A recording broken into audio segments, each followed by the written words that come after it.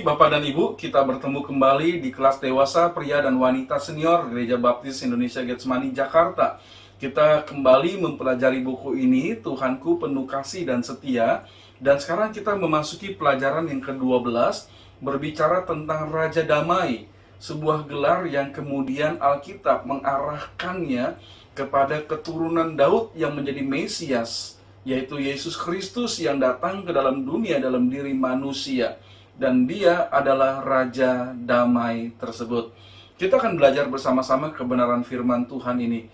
Dan saya terus berdoa supaya kita dalam keadaan sehat secara rohani, bertumbuh terus di dalam pembacaan kitab suci dan hubungan pribadi dengan Tuhan, menjadi dewasa di dalam Kristus, dan tetap sehat secara jasmani.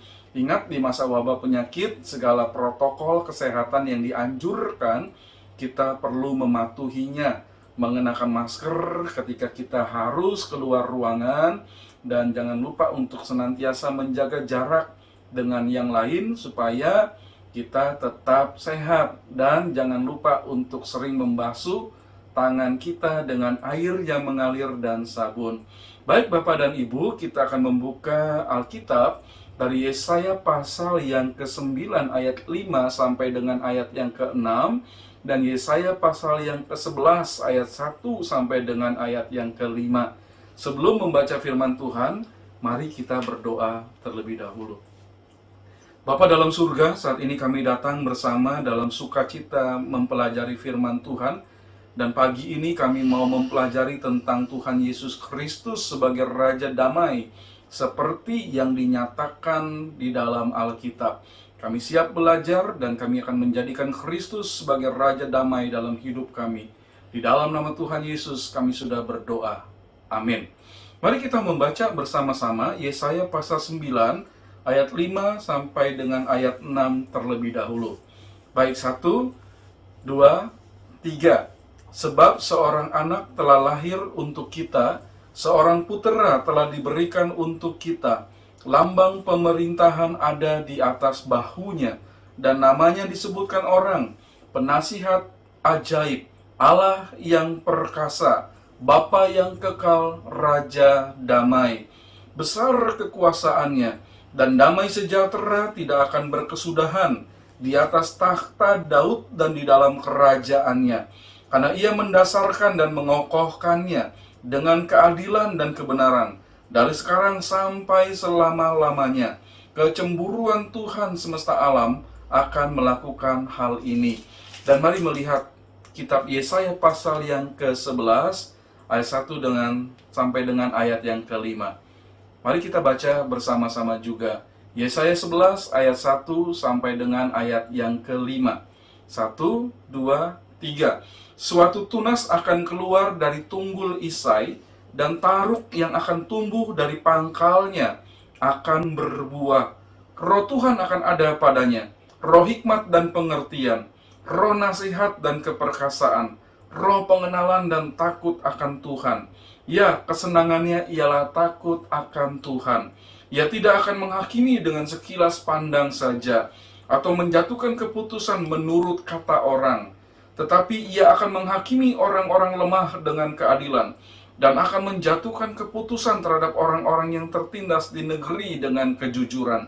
Ia akan menghajar bumi dengan perkataannya seperti dengan tongkat, dan dengan nafas mulutnya ia akan membunuh orang fasik.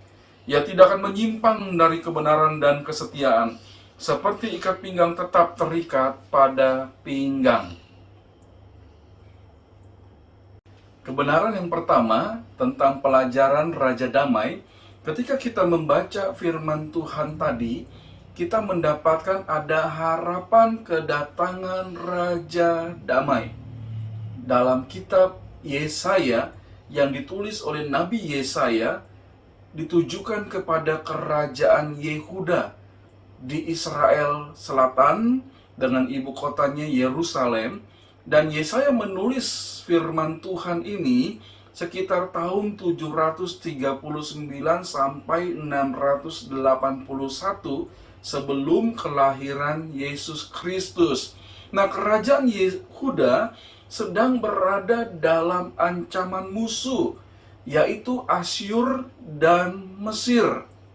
Jadi ini sesuatu hal yang sangat menakutkan bagi rakyat Yehuda dan hidup yang tidak menyenangkan karena mereka berada dalam bahaya dan berpikir akan terjadi peperangan yang merugikan mereka. Dan mereka berpikir bahwa peperangan ini akan membuat mereka menderita. Tetapi mereka akan diselamatkan karena belas kasih Tuhan bagi mereka. Dan Yesaya memberitakan pesan supaya orang-orang Yehuda mengalami pertobatan dari dosa mereka dan kemudian menyatakan tentang harapan akan pembebasan Tuhan di masa yang akan datang bagi kerajaan Yehuda dan akhirnya bagi orang-orang Israel secara keseluruhan.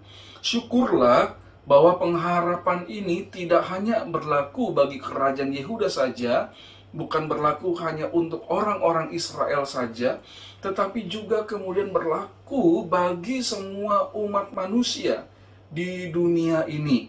Dan pengharapan itu ada di dalam kehadiran seorang pribadi yang disebut Raja Damai.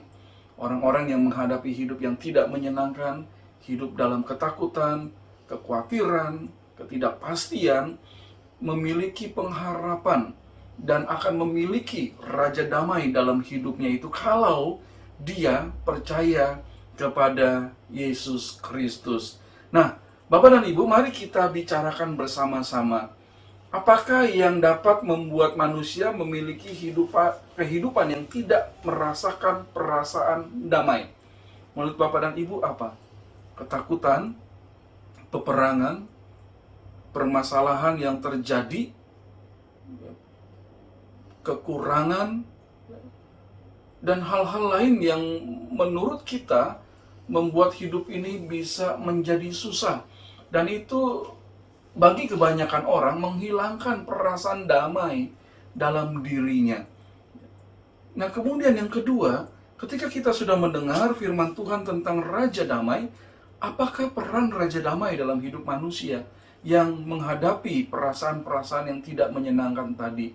Raja Damai akan bertakhta dalam diri orang itu, dan kedamaian yang diberikan ya dalam diri orang yang percaya kepada Yesus Kristus itu akan dirasakan. Jadi peran Raja Damai itu adalah memberikan perasaan yang damai, sejahtera bagi setiap orang yang percaya kepada Yesus dan menghadapi segala situasi hidup di dunia ini. Baik, mari kita melihat kebenaran firman Tuhan yang berbicara dalam Yesaya pasal 9 ayat 5-6. Di situ kita diberitahu tentang jati diri Raja Damai. Jadi tidak sembarang orang atau tidak kepada setiap orang gelar itu diberikan, hanya kepada satu orang saja yang memenuhi perkataan firman Tuhan ini.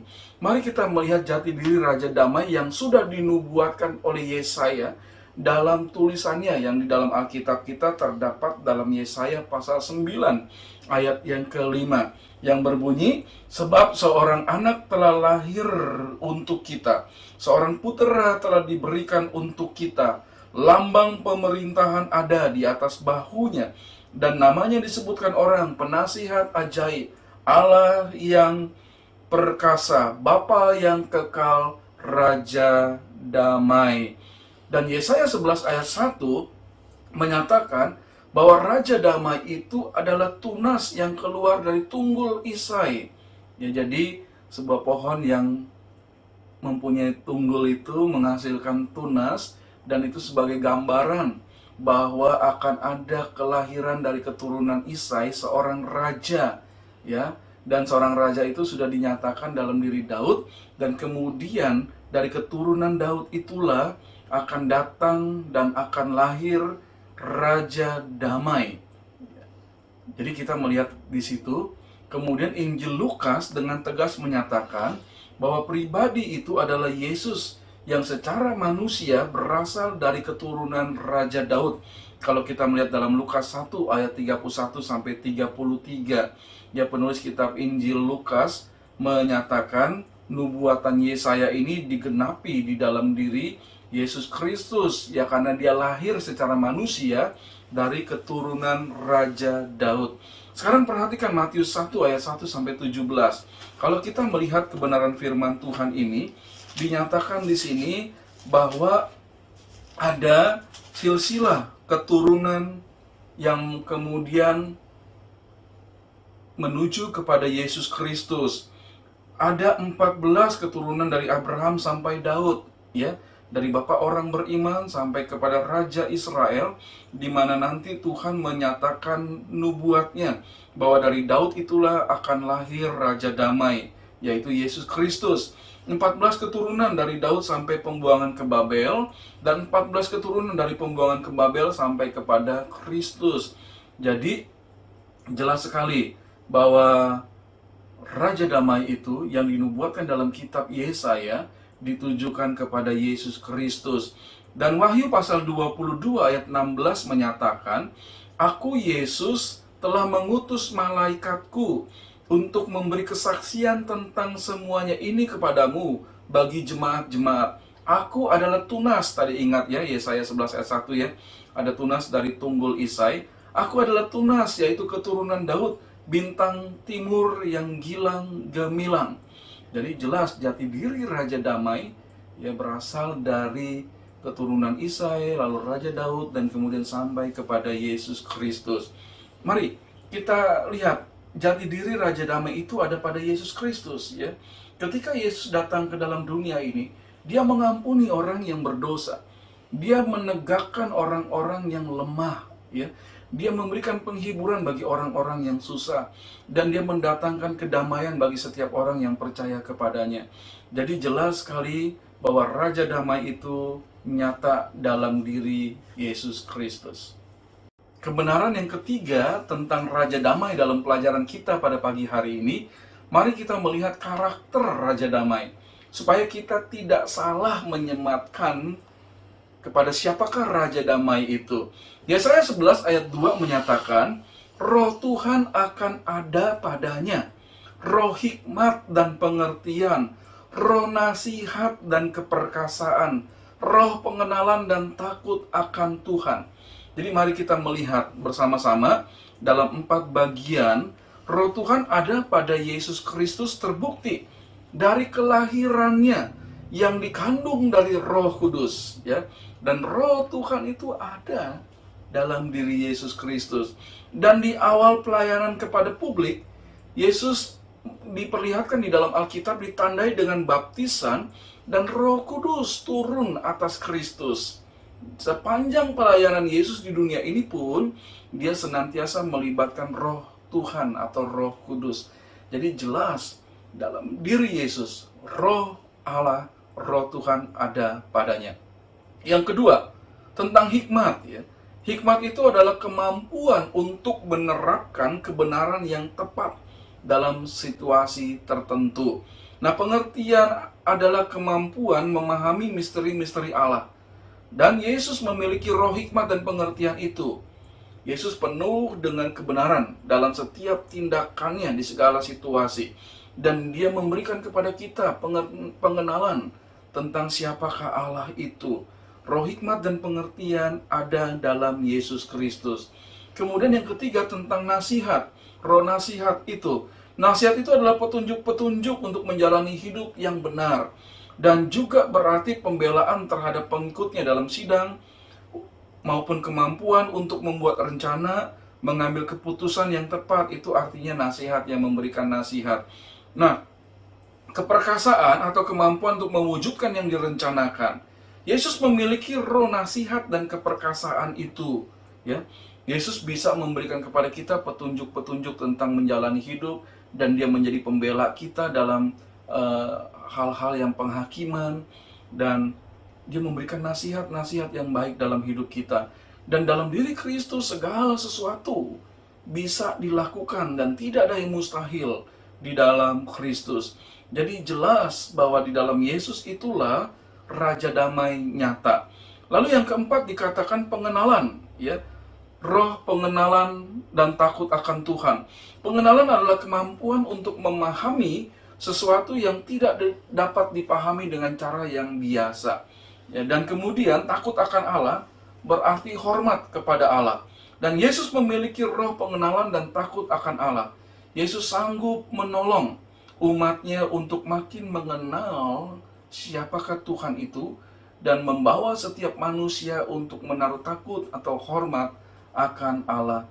Jadi jelas karakter Raja Damai yang dinyatakan di dalam Alkitab nyata di dalam diri Yesus Kristus. Mari kita merenungkan keberadaan Yesus di dalam diri kita, ya.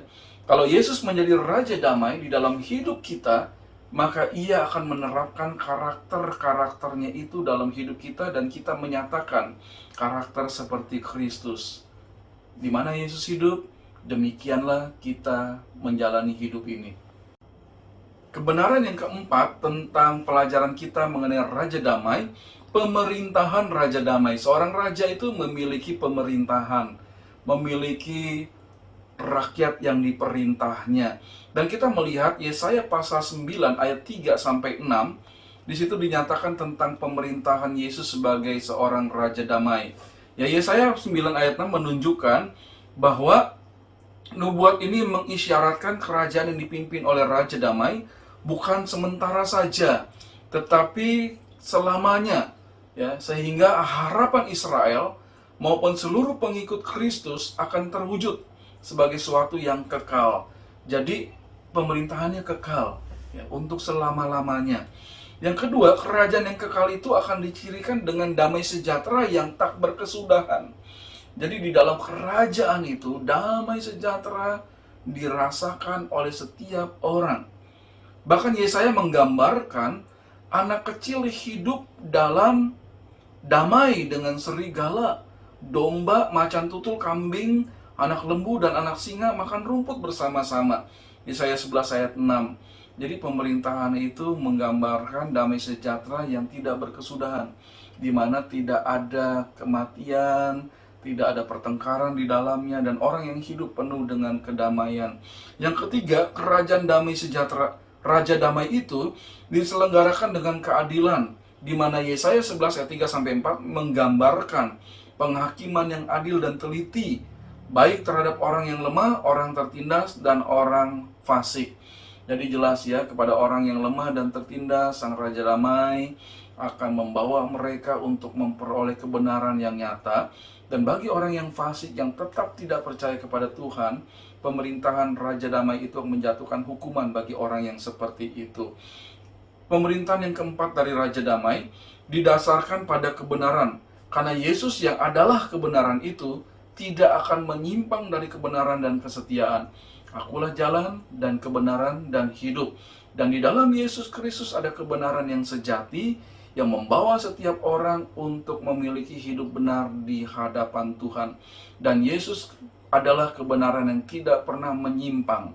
Jadi kita perhatikan juga, kemudian dalam kitab Yesaya dinyatakan ada kecemburuan Tuhan semesta alam akan melakukan hal ini. Frase ini berarti bahwa Allah dengan semangat akan mewujudkan apa yang dijanjikannya kepada Israel dan semua orang yang menjadikan Yesus sebagai Raja Damai bagi hidup orang itu.